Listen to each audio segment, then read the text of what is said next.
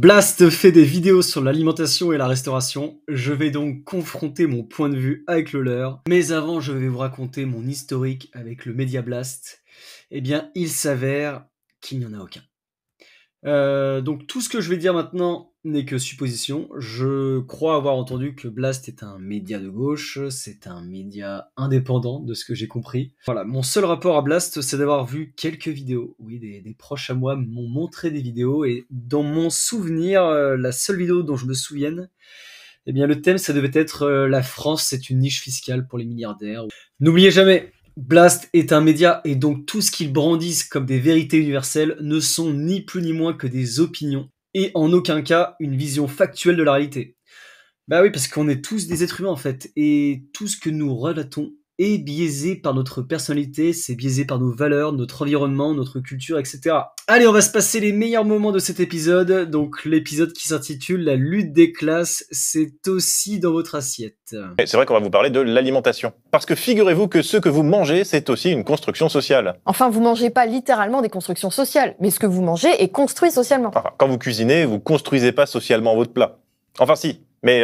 Ah, puis merde. Super, c'est super bien vulgarisé là. On est bon. Bon, j'en ai déjà marre. J'en ai déjà marre. Mais ok, j'ai hâte d'entendre ce qu'ils ont à dire.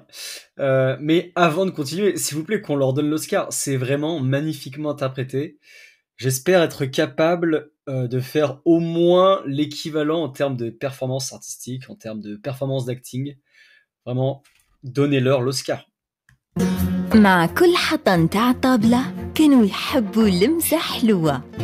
Cette pâte à tartiner aux noisettes venue d'Algérie a fait beaucoup parler en France à l'été 2024. Ouais, elle a même fait le buzz sur la toile, comme on disait. Au point où les gens se bousculaient pour l'acheter. Tenez madame, comme ça l'application oui pas, allez-y. Bye bye. Dans aucun magasin on les trouve parce qu'elles sont toutes en rupture de stock. Dès qu'on trouve sur internet des endroits, on fonce. Un phénomène qui n'est pas allé sans provoquer quelques ricanements de la bonne société. Les ricanements, oui, mais dans des chroniques d'humour finement ciselées.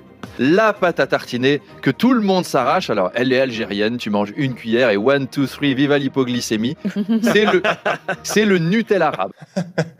Arabe. Cette séquence vous en rappellera peut-être une autre avec une autre pâte à tartiner. Souvenez-vous, c'était en 2018. Les fans de pâte à tartiner se sont rués dans les magasins jusqu'à entraîner de véritables émeutes. Comme vous pouvez le voir à l'écran, dans certaines villes, la police a même dû intervenir.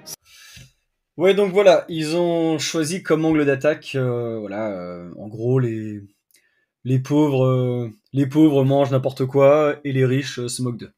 Juste vraiment leur fond vert derrière là, je sais pas, on dirait vraiment que sa tête on dirait que c'est pas son corps quoi. Il a mis la tête sur le corps de quelqu'un d'autre. Merci Claude et Christiane Grignon qui nous ont fait un magnifique graphique de vos goûts alimentaires en fonction de votre classe sociale. Ce qu'il et elle appellent tout simplement des goûts de classe. Bon, c'est un peu le bazar, on va essayer de décrypter ce graphique. Notez juste qu'il est plus vraiment à jour, il date de 1980. La télévision couleur, c'est plus trop une marque de statut social.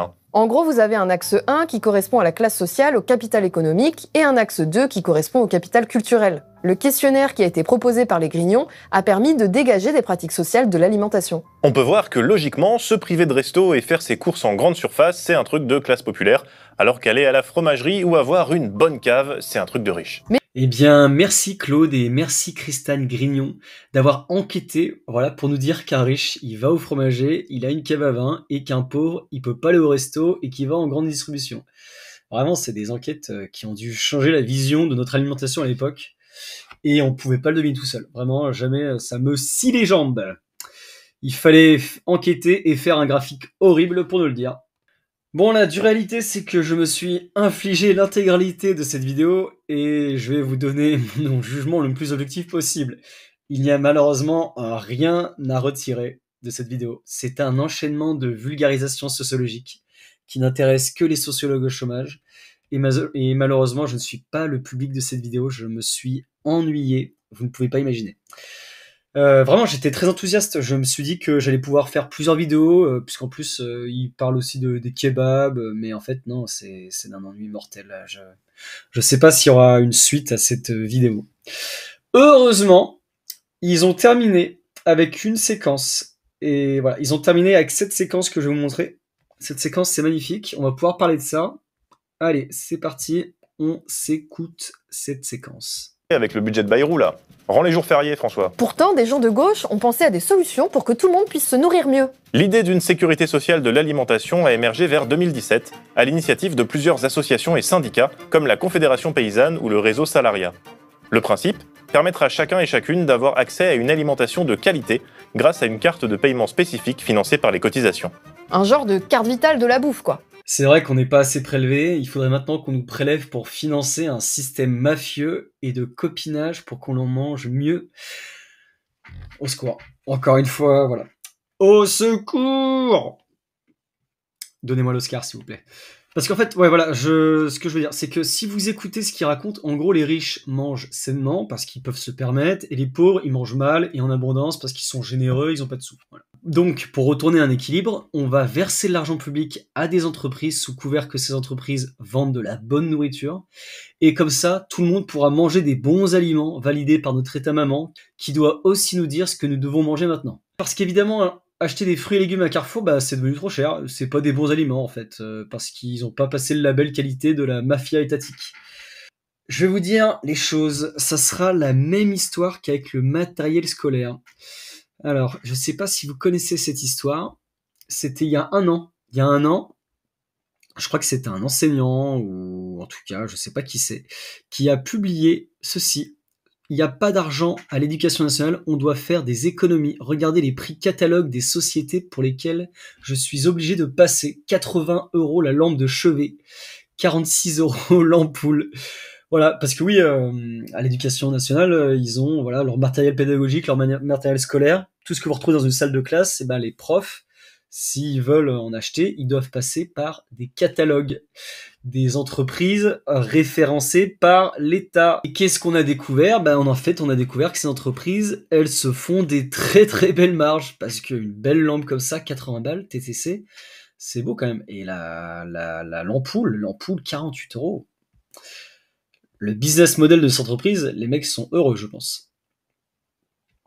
Donc voilà, en fait, ça sera la même histoire, parce qu'évidemment, tout cet argent public, ça va aussi attirer des entreprises qui se gaveront en vous revendant 5 fois plus cher leurs produits. Les gens s'en foutent de surpayer des produits alimentaires payés par nos impôts, puisque c'est pas leur argent. Au final, on aura augmenté les impôts pour engrosser une mafia sélectionnée par l'État. Je vais les laisser terminer. Le collectif pour la sécurité sociale de l'alimentation évoque la somme de 150 € par mois, qui pourrait être utilisée que dans certains endroits.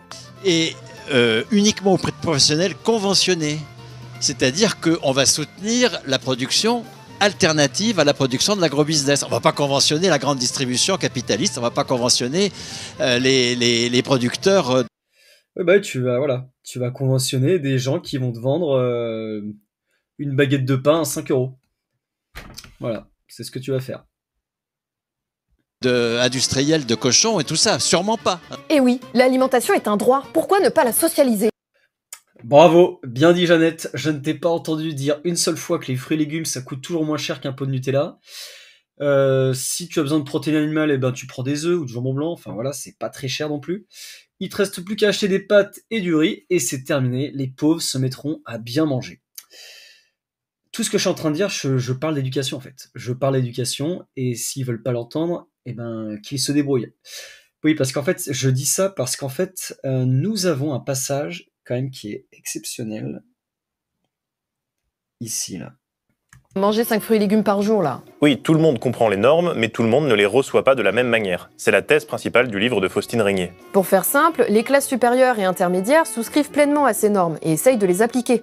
Les classes populaires ont un regard critique dessus parce que ça correspond pas à leur vision de l'alimentation. Les plus précaires, eux, n'ont pas du tout le temps de s'en préoccuper. Vous avez des mecs qui veulent pas entendre un message et d'autres qui ont pas le temps pour s'en préoccuper. Par contre, pour aller manger au fast-food, là, ils ont le temps et l'argent. Enfin, le mec, il est littéralement en train de manger, je sais pas, dans son rue ou dans un fast-food. Et ben, c'est pas grave, on n'en est pas mort de tout ça. Vous voyez, quand vous êtes étudiant, vous mangez des cochonneries, vous mangez pas, oui. Moi, je me souviens que je mangeais pas des produits, je mangeais des produits transformés. Même quand j'allais au supermarché, j'achetais des trucs pas très chers. Voilà, enfin, c'est une perte de ta vie. Enfin, on va s'en remettre, je pense. Et donc tout ça pour nous vendre la socialisation de l'alimentation. Parce qu'il y a un truc qui est tout le temps sous-entendu avec la sociologie, mais qui n'est jamais clairement dictée, c'est que nous sommes prisonniers de nos comportements sociaux. Si on est pauvre, on est voué à manger n'importe comment. Donc la solution, c'est de rendre ça gratuit. Comme ça, les pauvres, ils se mettront à mieux manger. C'est quand même ouf. Les mecs t'expliquent que l'éducation, ça marche pas, et du coup, qu'est-ce qu'il nous faut? De l'impôt, plus d'impôts, il nous en faut toujours plus. Si les gens ne veulent pas entendre un message, tant pis pour eux. Je veux dire, voilà, on a le droit de penser que le gouvernement nous raconte des conneries, d'accord? Il n'y a pas de problème avec ça. En attendant, si tu veux pas inclure les légumes et les fruits dans ton alimentation, enfin voilà, c'est ton problème. Les gens ne sont pas prisonniers de leurs comportements sociaux. Ce ne sont pas des animaux. Je veux dire, un être humain fait des choix. Il faut arrêter de les excuser sous prétexte qu'ils sont prisonniers de leur soi-disant comportement. Bon, finalement, il y avait pas mal de choses à dire. Et vous, qu'est-ce que vous en pensez? Est-ce qu'il faut socialiser le droit à l'alimentation? Donc ça veut dire, qu'est-ce que ça veut dire? Ça veut dire augmenter les impôts pour acheter une baguette à 50 balles. Voilà, on se retrouve en commentaire pour se la donner. Je vous dis à très vite.